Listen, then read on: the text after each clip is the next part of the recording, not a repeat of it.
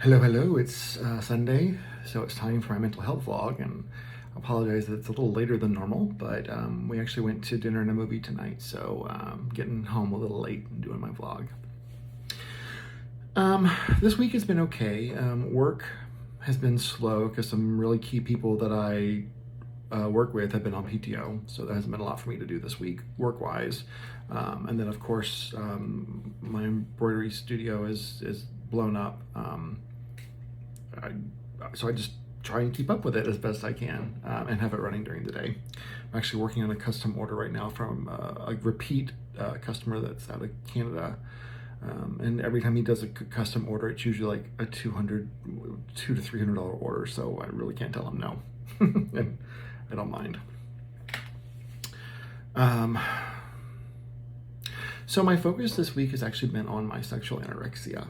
And I am, when I have my SAA meetings, someone chairs the meeting every month. There's a volunteer, and that person just leads the meeting every week that month. And they come up with the topics to discuss for the meetings. And I am leading the meetings this month. So a lot of people will find books on sexual recovery, sex addiction recovery, and they'll read about a chapter from or a couple pages from the book, and then we'll talk about it. But I like my my discussion topics to be more relatable, more informative, more organic. And this week, since it's something that I struggle with, and I didn't even know what the term was until about a year into my recovery, I decided to talk about sexual anorexia, what it means, and how it can show up in different forms. It was a really good topic for the meeting because almost everybody in the group had some form of experience with sexual anorexia, and I encourage you to look it up if you don't fully know what it is. But in a nutshell, it is basically an inability to connect through intimacy with people that you have a caring for. So it's very common with sex addicts who are not in recovery to be cheating on their spouse because it's easier for them to have a physical encounter where there is no emotion involved, where there is no connection. It's just gratitude, result, done. And the sex addict spends a lot of their time chasing that high, that dopamine high that they get from those kind of connections. And so I really was trying to, because that's very typically what I have experienced in my own life. When I am in a relationship with somebody, I have a hard time. When I'm in a relationship with somebody and the feelings become present, it's kind of when the anorexia kicks in for me. It's where this is no longer just gratitude sex. It's emotional sex. It's connectivity. It's intimacy, and that's where I struggle. And I'm still struggling with it. I've been dealing with this for several years now. And actually, looking back, it's so interesting to see how this has reared its head in my life. So many times, and the most frequent one I can think about is my ex, who I'm getting divorced from, and we were married for 17 years. And early in the relationship, there was a lot of sex. We were young, also. That's a factor. Age is a factor here too. And at some point, he decided to withhold sex. I don't know if it was a control thing for him, but it could have been. But that, in turn, started to rub off. And I would withhold sex. Not so much as a power grab, like I think his was, but mine was more of a payback. And it started that way. And it kind of really went off the rails for me, because then I continued to not want to be intimate with my husband, but it was so easy for me to seek out that validation and gratification through anonymous hookups. And I mean, I was doing that behind his back for years before we got a divorce or before we separated. And it's definitely, the more I look into and read about sexual anorexia as a form of sex addiction, I can absolutely confirm that I suffer from both the sex addiction and the sexual anorexia.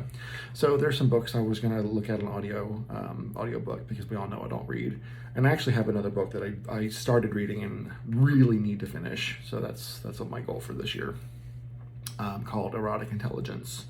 But the doctor who actually coined the phrase sexual anorexia and made it more mainstream in the 80s, 90s, I think it was the 80s. He actually has a book out called Sexual Anorexia, so I was going to grab that one as well and look into that. So know that if you are struggling with the intimacy with those you love, but it's easier for you to masturbate to porn or masturbate versus having intimate moments with your partner, and it's just easier for you to disassociate and make your world of intimacy very, very internalized, you could very well be suffering from sexual anorexia. So it's something to look into. There is not a quick fix. There's not a solution.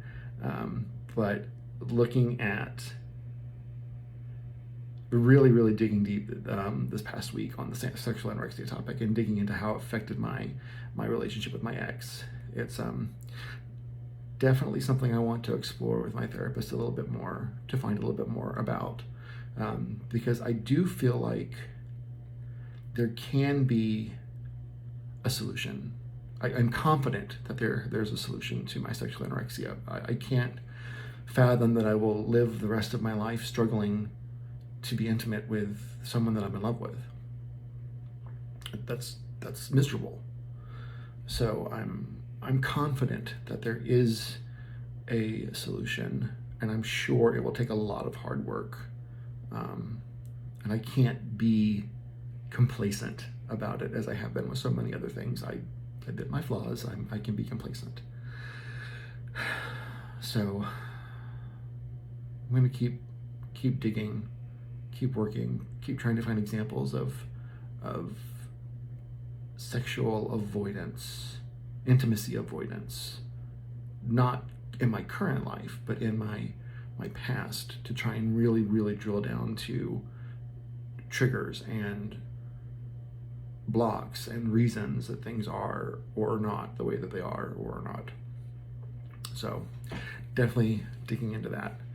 I know that's a lot of sex talk right off the bat, but that's, I'm a recovering sex addict. That's part of who I am.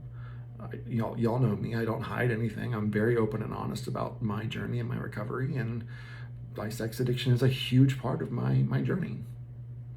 So, and maybe you're hearing about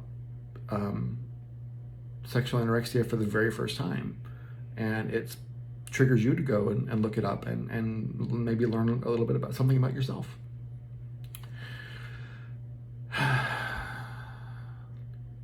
Valentine's Day was Monday, right?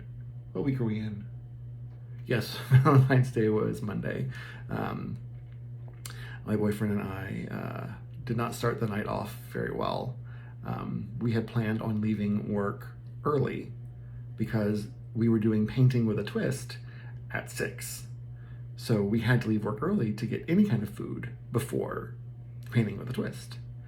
So I told him a couple of times we need to make sure we leave before 5. And about 5:05, he's on the phone with the coworker saying, "I have a dinner reservation at 5:30. It's a hard stop for me. I've got to go." And he got off the phone. I'm like, I need to dispel that. We should have left 15 minutes ago. So it caused a little bit of a riff with the start of our plans. And I was tried really hard not to be angry about it, but I was, and I told him, I'm sorry that I'm angry, but I am. And then at dinner, which thank God we were in and out to dinner pretty quickly, we both agreed to let that go and to try and really enjoy the painting thing that we had planned for the evening, which was actually a lot of fun. It was quite crowded. It was all couples. It was designed for couples for Valentine's Day. I guess they do date night once a month, and they decided to make this one Valentine's Day. Messy, but a lot of fun. And I was really worried about how the painting was going to turn out, and honestly, I couldn't give a shit how the painting turned out. Seeing the couples work together and make a corresponding painting with each other, it was fun, and I really enjoyed it with my boyfriend. We had my son this weekend, and that went really, really well. We're actually we had him on Friday and Saturday, as we normally do, but next weekend we're gonna have him all weekend, and he's so excited. Next weekend we're going to San Antonio because my nephew, which my son calls his uncle, families with big age gaps, that happens. He's gonna be in San Antonio, and my son loves this uncle of his. And I told him we were going to go to San Antonio to see him, and he was so excited. His eyes got so big, and it kind of reminded me, I have an aunt that I only saw once in a while when I was younger, but she was always my favorite aunt, and she still is. And she's like mom number 2 to me. And I kind of feel like this uncle for my son is that same type of relationship developing as I have with my aunt, and it makes me so happy that he's going to have that when I'm gone. That he'll have those tight family connections. So, very excited that he's excited to see his uncle next weekend. My ex and I are looking at possibly moving him from one school to another. There were some issues that have kind of gone unaddressed, and problems with school communication and whatnot. So my ex has a school in mind that he wants to move our son to. Right now I'm just kind of talking to some teacher friends of mine to find out their opinions on it. I'm getting kind of a mixed review of feelings on the school. So still not sure how that's gonna pan out just yet. So a week of discovery, a week of growth, a week of fun nights, the painting with a twist. Friday night with my son and my boyfriend playing video games and watching movies. Wednesday we went to dinner with a friend of ours, and it's nice to have those fun nights to do. So yeah. Anyway, that's my week in a nutshell. I hope you are all doing well. I hope you had a great Valentine's Day. If you have tomorrow off, please enjoy sleeping in. I know I will. Yeah. So check on your friends. Make sure they're doing okay. Take them out to dinner this week. Go to dinner on a Wednesday, Thursday night, some random night you have nothing going on. Just call up a friend and be like, hey, you know what? Do you want to go to dinner? Check on your loved ones. Make sure they're doing okay. Have a friend that's got a very rare form of cancer, and she's very, very close to the family. But we did get some decent news on her cancer this week, so optimistic about that. And as always, check on yourself. Make sure you are doing okay. What do you need? What are you lacking? Self-care is super important. What can you do for yourself that is self-care? I stopped biting my nails. Look, they're growing out. They're dirty, but they're growing out. I did bite this one. That's the only one. So I have 9 good nails that are almost ready for manicures again. And my toenail that fell off months ago because of dropping the damn TV on there, it's like 75% regrown. So I can do manicures and pedicures again really soon, which makes me really happy. Because flip-flop season is right around the corner. Let's be honest, this is Texas. Flip-flop season is 11 and a half months out of the year. We had a 40-degree swing on Wednesday. It was 40 in the low and 80 is the high. Okay, let's all just get pneumonia and die. Ooh, crazy. Anyway, that's it. Love you guys. I will check in with y'all next week.